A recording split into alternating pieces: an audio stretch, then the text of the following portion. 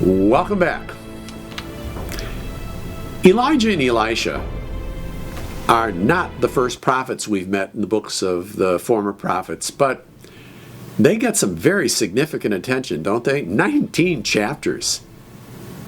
The Elijah narratives are in focus in 1 Kings 17 through the beginning of 2 Kings chapter 2, followed immediately by the Elisha narratives, the rest of chapter 2 through verse 13.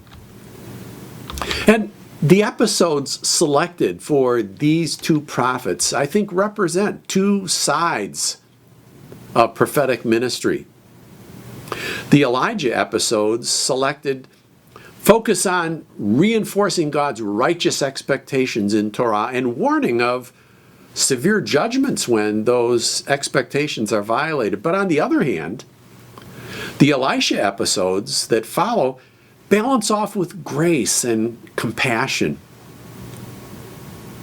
Each of these two cycles provides some thought-provoking case studies in transformational leadership in difficult times.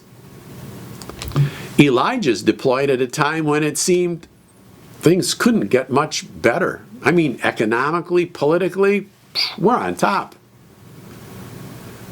But it was also a time that things couldn't get a lot worse spiritually and morally. And as the biblical prophets are commissioned to do, Elijah confronts the conscience of society at every level. The political establishment, the throne, the religious establishment, the priests, the socioeconomic sphere as well. It's interesting to try to imagine what's going on inside Elijah as he stands against evil in the high places. He knew it could be hazardous to one's health. I mean, both physically and emotionally. And as the story unfolds, we see Queen Jezebel having a fit and ordering the prophets of Yahweh to be slaughtered. Obadiah hides 50 of them in a cave. Imagine being in Elijah's sandals when he shows up at that ministerium where there are 450 prophets of Baal and another 400 prophets of Asherah gathered, and I'm convinced that Elijah realized this was not a solo performance. He was doing a duet with Yahweh. And he paraphrases Joshua's charge hundreds of years earlier when he asks, "How long will you halt between two opinions? If Yahweh be God, follow him. But if Baal, follow him." The people answered not a word. Well, I know we've seen this before, but here once again, as I read the narrative of this confrontation between Baal and Yahweh, when it's Elijah's turn, he sets up absolutely insurmountable odds. Remember, he builds the altar, he prepares the sacrifice, it's all ready to go, and then he has them fill 4 kegs with water and flood the altar, and then do it again, and then do it again. Wow. The altar and the offering are drenched. The moat that he dug around the altar was flowing with water.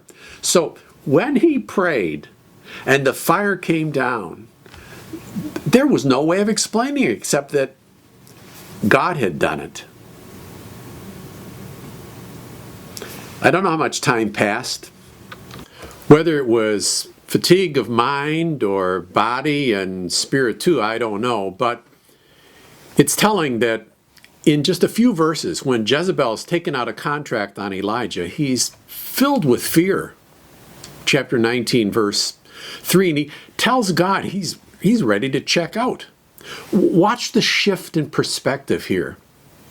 Elijah's hiding in a cave, having a pity party when Yahweh asks him, what are you doing here, Elijah?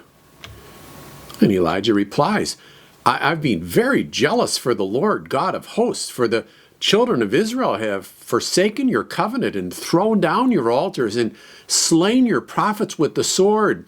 And I'm the only one left. and they seek my life to take it away. It's the same guy I mentioned standing up against the 850 prophets, realizing that wasn't a solo performance.